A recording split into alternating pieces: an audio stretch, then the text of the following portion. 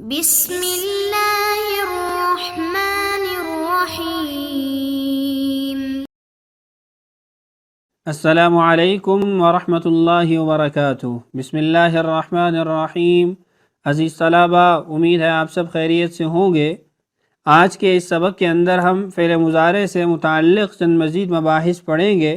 ہماری آج کی سب سے پہلی بحث ہے اثبات الفعل المضارع المجہول، فعل مضارع مثبت مجہول کا بیان۔ پہلے گردان پڑھ دیتا ہوں، پھر اس کے بعد یہ جانیں گے کہ مضارع معروف کے اندر ہم کیا تبدیلی کرتے ہیں مضارع مجہول بنانے کے لیے۔ یفعل، یفعلان، یفعلون، تفعل، تفعلان، یفعلن، تفعل، تفعلان، تفعلون، تفعلین، تفعلان، تفعلن، افعل، نفعل۔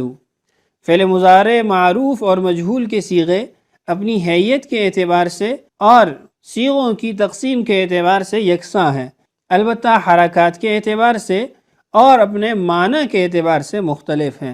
معنی کا جو اختلاف معروف اور مجہول میں وہ ہم پہلے پڑھ چکے ہیں کہ معلوم کے اندر ہمیں فاعل کا علم ہوتا ہے یا فاعل کا جملے میں ذکر ہوتا ہے، جبکہ مجہول کے اندر فاعل کا ذکر نہیں ہوتا بلکہ مفعول کی طرف اس کی نسبت کی جاتی ہے۔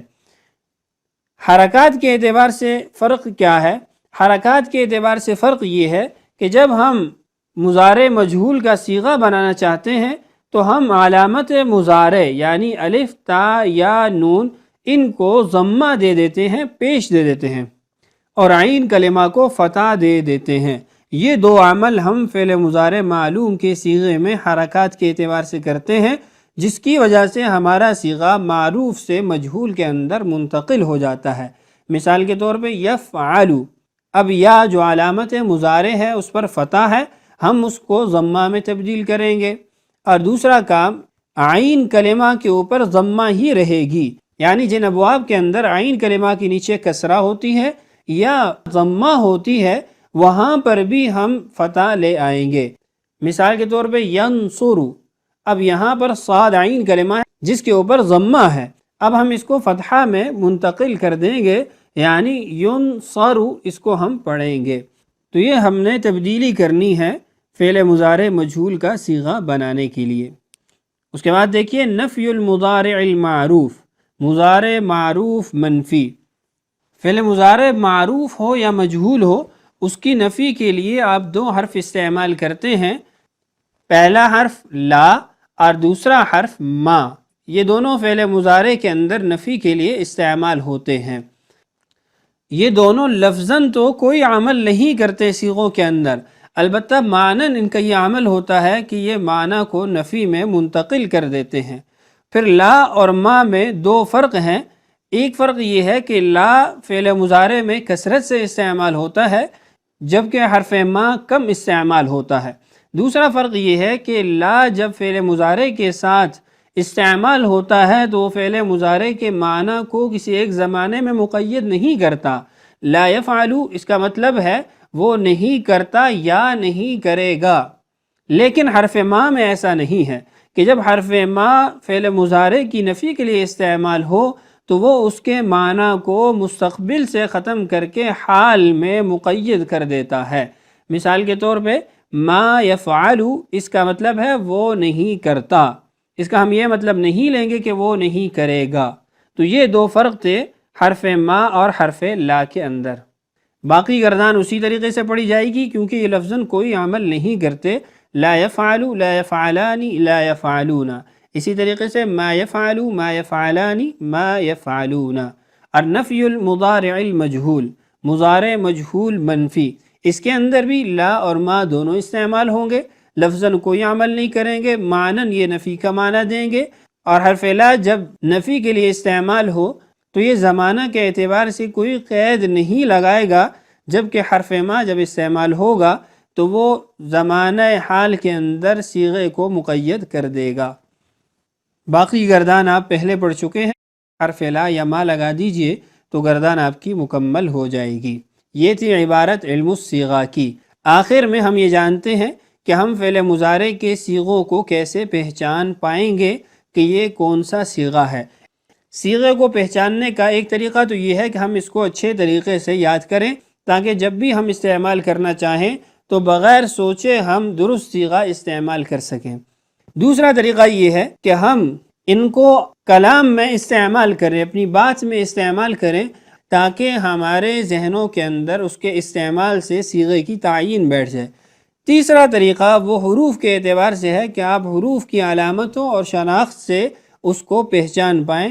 آئیے اس کو بھی دیکھ لیتے ہیں۔ صیغوں کی شناخت اور علامتیں۔ سب سے پہلا صیغہ ہے یفعلو۔ یہ صیغہ واحد مذکر غائب ہے۔ اس کی نشانی یہ ہے کہ اس کی ابتدا کے اندر صرف یا آتی ہے اور کسی قسم کی اس کے اندر حرفاً زیادتی نہیں ہے۔ اس کے بعد ہے یفعلانی۔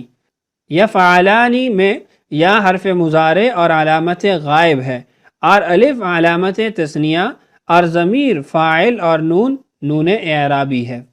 یفعلون میں یا حرف مضارع اور علامت غائب ہے، اور واو علامت جمع مذکر اور ضمیر فاعل اور نون اعرابی ہے۔ تفعلوا میں تا حرف مضارع اور علامت غائب ہے۔ تفعلانی میں تا حرف مضارع اور علامت غائب ہے، اور الف علامت تثنیہ مؤنث اور ضمیر فاعل ہے، اور نون اعرابی ہے۔ یفعلنا میں یا حرف مضارع اور علامت غائب ہے، اور نون ضمیر جمع مؤنث فاعل ہے۔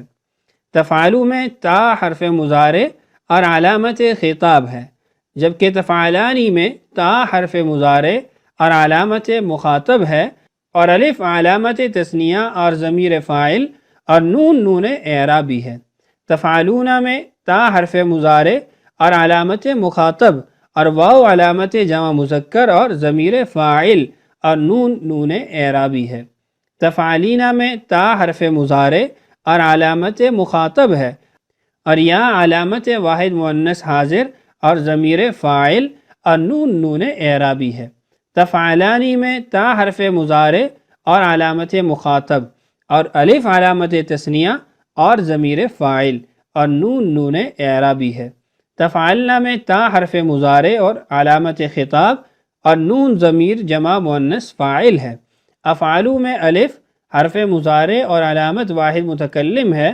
نفعلوا میں نون حرف مضارع اور علامت متکلم مع الغیر ہے۔ تو یہ تمام نشانیاں میں نے آپ کے سامنے پڑھ دی ہیں۔ ان نشانیوں سے بھی آپ صیغے کی تعیین کر سکتے ہیں، صیغے کو پہچان سکتے ہیں۔ تو یہ تھا آج کا ہمارا سبق۔ اس سبق کو اچھے طریقے سے یاد کر لیجئے۔ اللہ تعالیٰ سے دعا ہے اللہ تعالیٰ ہمارے لیے سمجھنا اور سمجھانا آسان کرے۔ اللہ تعالیٰ ہم سب کا حامی و ناصر ہو۔ السلام علیکم ورحمۃ اللہ وبرکاتہ۔